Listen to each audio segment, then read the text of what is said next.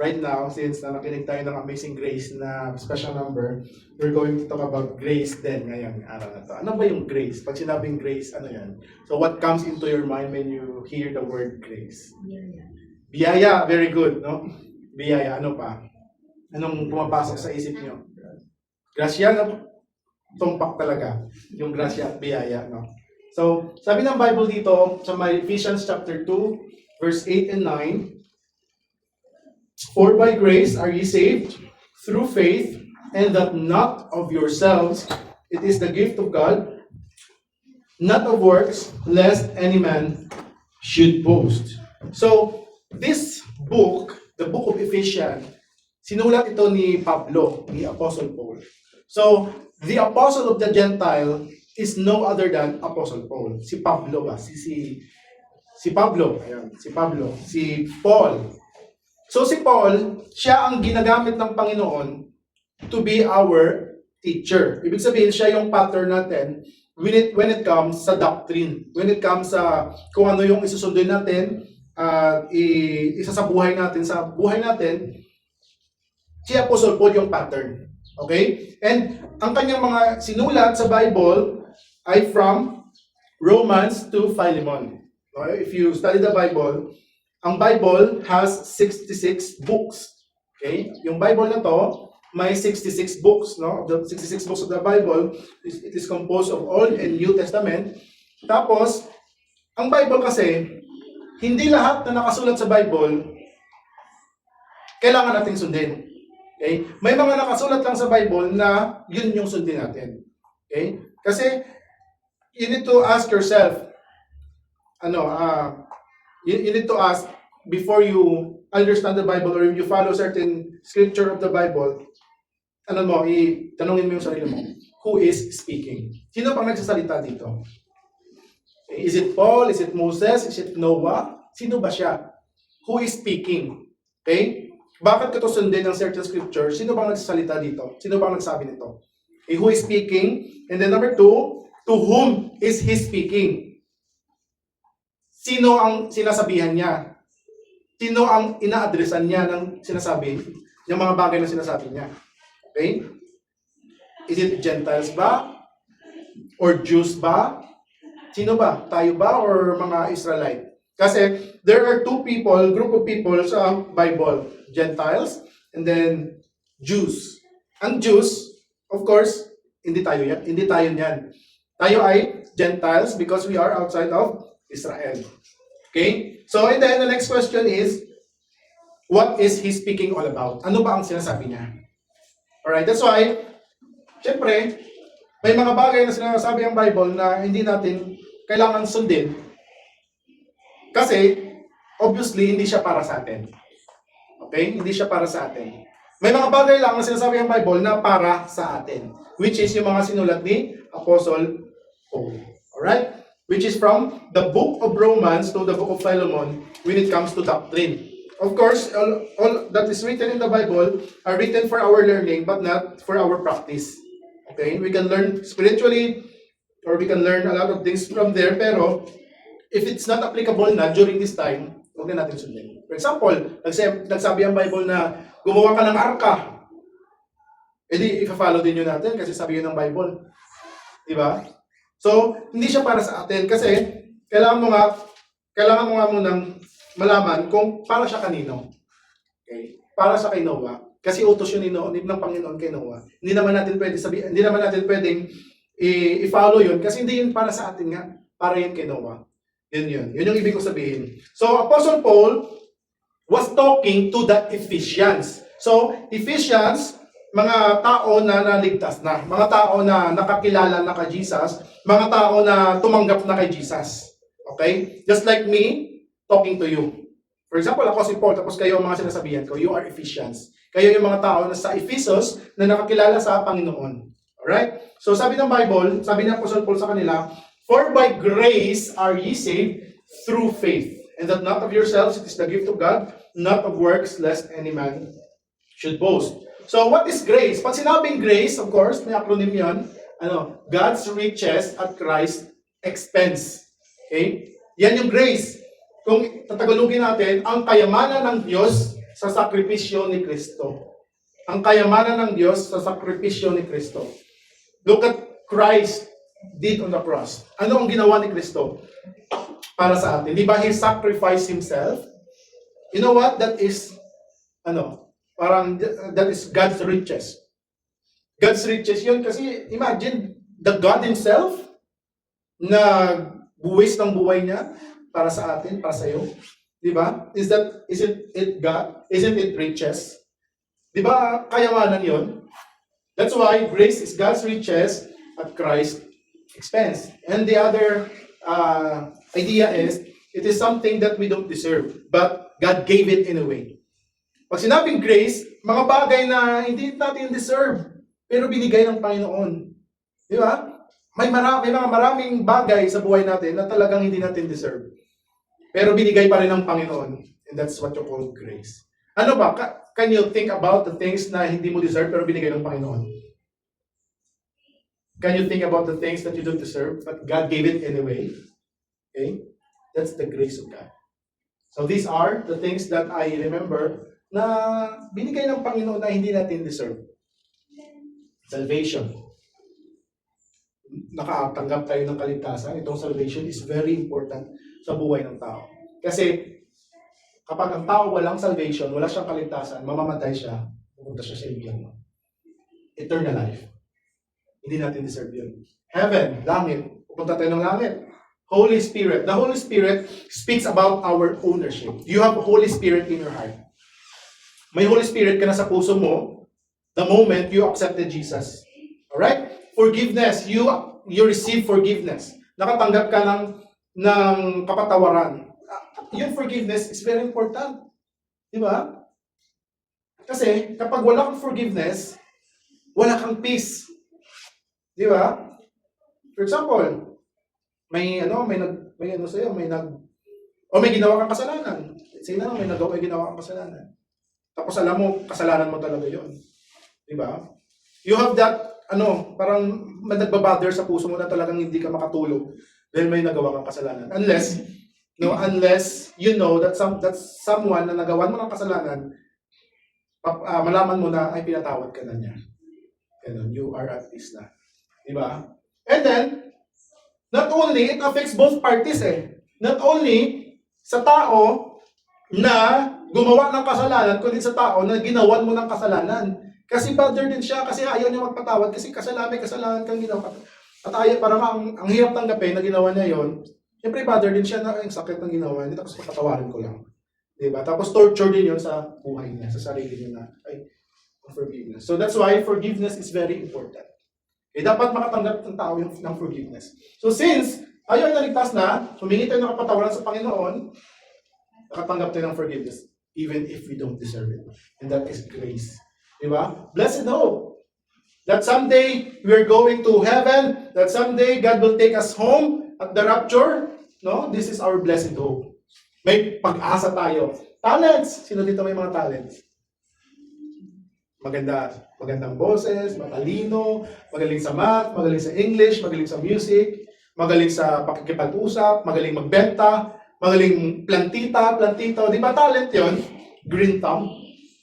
You have talents. God-given talents. Peace. Ito yung peace. The peace of God and the peace with God. Adoption. We are not sons of God, but by adoption, we become sons of God. Family. Diba? Yung family natin, we have family. No? Ako wala akong family dito sa Laguna at saka sa Batangas. Sa Luzon. Ako lang mag-isa dito kasi ang family ko nasa Iloilo. So wala akong malalapitan if ever na ano. Pero, I have family. Kayo, family ko kayo. Diba? Family ng asawa ko. They become my family. Even if I don't deserve it. Pero God gave it to me anyway. Diba? But, aside from my family in Iloilo, syempre, kayo, family ko kayo. Pero yung family ko sa Iloilo, syempre, bigay din yun ng Panginoon.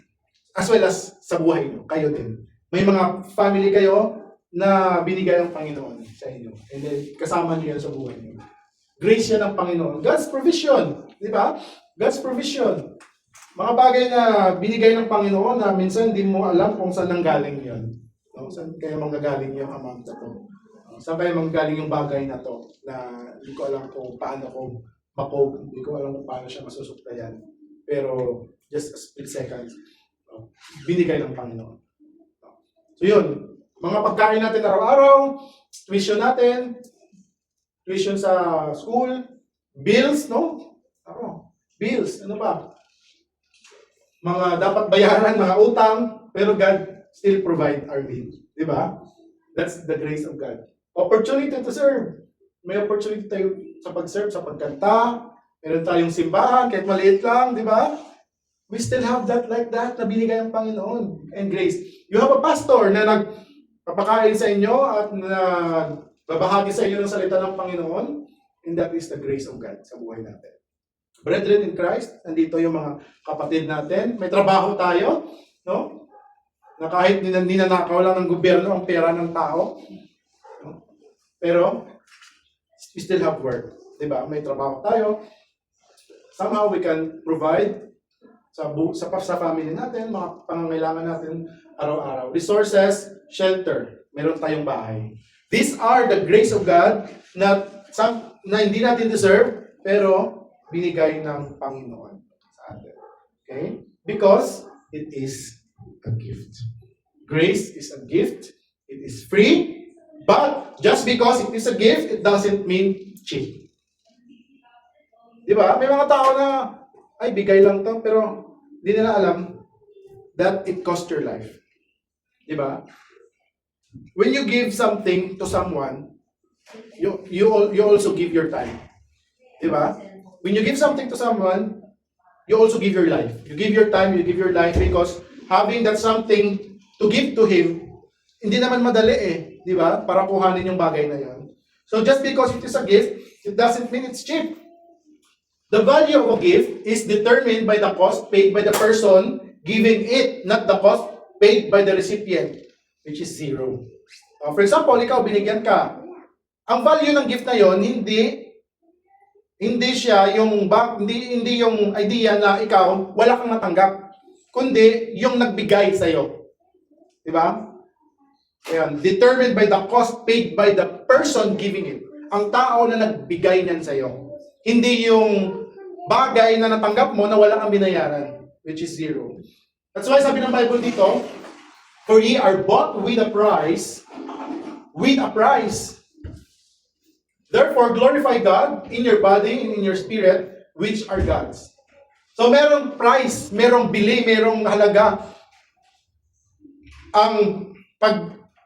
Yung regalo ng binigay ng Panginoon sa atin. Hindi siya basta-basta lang. No, just because it's a gift, it doesn't mean it's cheap. It's cheap, because there is a price. The price of the body of Jesus. Sabi ng Bible dito, take heed therefore unto yourselves and to all the flock over the which the Holy Ghost hath made you overseers to feed the church of God, which He hath purchased with His own blood. We are the church of God. Tayo ang katawan ng Panginoon na binili niya ng kanyang sariling dugo. Binili tayo ng Panginoon. May price tayo. Okay? God purchased us with His own blood. Okay, let's learn about the dispensation. So pag sinabing dispensation, ito yung chronological na nangyari starting from the Old Testament coming to the present and the future. Okay, pero hindi ito kompleto. Ito lang ilagay ko. Alright, so before the cross, pag sinabing before the cross, hindi pa si Jesus namatay. Dito pa. Ito yung cross ni Jesus, dito yung before. Okay, before the cross, Old Testament yun. Okay? Basta wala pang cross nangyari, hindi pa namatay si Jesus, it is part of the Old Testament. Okay? Old Testament sa time ni Moses, sa time ni Noah, ni David, lahat ng Old Testament dito, law. And ang kaligtasan dito ay works. Kailangan nilang magtrabaho, kailangan nilang gumawa, kailangan nilang paghirapan ang kanilang kaligtasan kasi law. May batas. Okay, then Jesus came in, si Jesus namatay para sa atin, no? And then after the cross, of course, New Testament. Old Testament, New Testament. After the cross. After the cross, grace came in. Okay? Saan nga tayo ngayon dito? Dito tayo. Okay. Dito tayo. Grace. Hindi ko natanong sa inyo kanina. Okay. Grace. We are in the grace. Dito tayo. Okay? Kasi, tapos na to, pumasok na to, wala pa ito, wala pa to, wala ka to. Okay? Rapture, if you notice, rapture is different from the second coming. They are different. Okay? So dito tayo. And we are waiting for this, not this one. Okay? Dito, ito yung hinihintay natin. Kasi, kukunin ng Panginoon ang mga kanya. Kukunin ng Panginoon ang mga my Holy Spirit like us, like you. This is the removal of the Holy Spirit at ang lahat ng mga maiiwan dito sa mundo will suffer the 7 years tribulation period. Alright?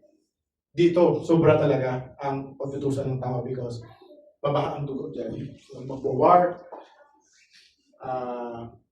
magre-reign si Antichrist, no, ang 666. This will happen at the 7 years tribulation period. No? Pero look at what mga nangyayari ngayon, di ba? Parang ano na, may mga conditioning na yung tao about the 666, mga vaccine, mga ganun, no? So may mga ano na yan, may mga conditioning, kinokondisyon na yung tao. Kasi it will really happen in the 7 years tribulation period. But we are so blessed that we will not go here. Hindi na tayo pupunta dito sa 7 years tribulation period because before mangyari ito, dito tayo. Rapture tayo. Okay? Magra-rapture tayo dito. Kukunin tayo ng Panginoon. And Jesus will come in the clouds only. Hindi siya mag-step. Yung kanyang mga paa sa lupa. That's why rapture siya. Hindi siya second coming. Kasi ang second coming dito pa. No? Magpa-part ang Mount of Olives dito sa second coming. Kasi dyan siya maglaland. Alright? So this is our dispensation right now. We are in the age of grace. Nandito tayo sa period ng grace. We are in the grace. We are not yet in the kingdom kasi wala pang second coming ng Panginoon. Okay? Wala pa tayo sa kingdom. Kasi pag sinabing kingdom, king's dominion. So wala pa tayong hari. Di ba? So, pero ang hari will come in the future, sa second coming. After Jesus come at the second coming, there will be 1,000 years reign of Christ. That will be the kingdom period. Pero future yun. Okay? Dito tayo. Dito tayo focus. We are on the grace of God. Which means na ang kaligtasan ngayon sa pamamagitan na lang ng pagkamatay, pagkalibing, at pagkabuhay muli ni Jesus sa cross. No? Libre na ang kaligtasan. Kasi si Jesus na ang gumawa. Okay? Wala na tayong babayaran, wala nang babayaran ng tao. Right? We are on the grace period. How we can avoid wasting the grace of God? Paano natin maiiwasang masayang ang biyaya ng Diyos? Di ba nakatanggap tayo ng grace? Nakatanggap tayo ng kaligtasan. Paano natin maiwasan na masayang yun? Ang grace na binigay ng Panginoon sa atin. So number 1, don't waste it by forcibly paying for it. Okay? In Tagalog, huwag sayangin sa pamamagitan ng pilit na pagbabayad. So hindi natin mababayaran. Hindi natin mababayaran kung ano ang binayad ng Panginoon. Kasi bayad na yon. At hindi na natin kailangan balikan o bayaran pa. Grace is wasted when we act as if Christ's sacrifice wasn't enough. Trying to earn what has been freely given. Enough na ang binayad ni Jesus. Enough na ang ginawa ni Jesus. Enough na ang kamatayan ni Jesus for our salvation. Huwag na nating bayaran. Huwag na tayong mag-act or mag-isip na, ay, kailangan itong gawin kasi para maligtas ako. Hindi ganun. Because, forcibly paying for it. Masasayang ang kamatayan ni Jesus. O, tingnan natin. I do not frustrate the grace of God, for if righteousness come by the law, then Christ is dead in vain. Kung ang kaligtasan sa pamamagitan lamang ng law, walang kwenta yung kamatayan ni Jesus. Sana hindi niya siya namatay. Sana hindi niya siya nagpapako sa krus kung dito tayo maligtas sa gawa, sa batas. Di ba? Ang mali, maniniwala na kailangan nating maging sapat, magpakabait, maging relihiyoso, para tanggapin tayo ng Diyos. Mali. This is mali. Maling paniniwala na kailangan mo maging sapat, magpakabait ka, maging relihiyoso, para tanggapin ng Diyos. walang tawag dito, walang mali sa pagpapakabait, maging religyoso, pero mali para tanggapin ng Diyos. Di ba? Kasi kahit hindi ka mabait at hindi ka religyoso, kaya kang tanggapin ng Panginoon. Kasi tayo makasalanan tayo. Okay? Wag na nating gawin ang part ng Panginoon. Kasi part yun ng Panginoon ng pagligtas sa atin. All we have to do is to accept that we are sinners at tanggapin siya ng buong Lord. Wala akong part dito, yung iyo ito. Tanggapin ko to. Okay? Our good works are the result of grace, not the cause of it. Ang grace, or ang good works, I mean, yung magagandang gawa na ginagawa natin. Hindi yun dahil ano ba Tagalogin? Our good works are the result of grace. Result tayo ng grace, ng grasya o biyaya ng Panginoon sa atin. Okay? Hindi para tayo ay maligtas. Okay? Yun. Dahil ginagawa natin yung bagay na ito para maligtas tayo, kundi ginagawa natin yung bagay na ito dahil naligtas na tayo. Ganun yun. So we are saved to serve. Number 2. Okay, madali lang. Madali lang yung ano natin ngayon. Don't waste it by abusing its freedom. In Tagalog, huwag sayangin sa pamamagitan ng pag-aabuso. Huwag nating aabusuhin ang grasya ng Panginoon, ang grace ng Panginoon sa buhay natin. Just because we are saved, pwede natin gawin yung mga bagay na gusto natin gawin, kahit hindi nakakapagpuri sa Panginoon. Grace is wasted when we use God's forgiveness as a pass to continue in sin, cheapening the price Christ paid. So dahil ligtas na ako, dahil ako ay napupunta na ng langit, di na ako pupunta ng interno, kasi pinatawad ako ng Panginoon, I can do all I want in life. Okay? So, that will be wasted. Di ba? Ano sabi ng Bible? What shall we say then? Shall we continue in sin that grace may abound? Sabi ng Bible, God forbid. Bawal. Hindi papayag ang Panginoon. How shall we say that are dead to sin, live any longer therein? Sabi dito ng Bible, patuloy pa ba ako sa kasalanan? Dahil if I sin, the grace of God,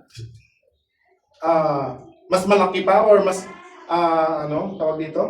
Mas nag-abound pa kaysa sa kasalanan ko. Sabi ng Bible, hindi papayag ang Panginoon. Kung ganito kalaki yung kasalanan mo, no? Kung ganito kalaki yung kasalanan mo, ganito kalaki yung grace ng Panginoon. Siya, mas malaki. Ito na lang. Sige, ito na lang yung exam. Kung ganito kalaki yung kasalanan mo, ganito kalaki yung grace ng Panginoon. Ito na lang. Nandito lang pala sa kamay ko. Kung ganito kalaki yung kasalanan mo, ganito kalaki yung grace ng Panginoon. Kaya siyang lamunin ang grace ng Panginoon. Okay? Kung ganito kalaki yung kasalanan mo, ganito kalaki ang grace ng Panginoon. Okay? Yan yung sabi ng Bible. Kung mas lalo na malaki yung kasalanan mo, mas lalo na malaki yung grace ng Panginoon, kaya walang lusot ang kasalanan sa iyo. Kasi mas malaki ang grace ng Panginoon. Kaya sabi ng Bible, patuloy pa rin tayo sa kasalanan. No power. Please charge. Okay? That grace may abound. Sabi ng Bible, God forbid. Hindi papayag ang Panginoon. Ang biyaya ay nabibigay ng kapangyarihan para magbago tayo. Okay? For the grace of God that brings salvation has appeared to all men, teaching us that denying ungodliness and worldly lust, we should live soberly, righteously, and godly in this present world. Number 3, this is the last. No Don't power. waste it Please by charge. hiding. Okay, wait lang ha. Okay, sorry.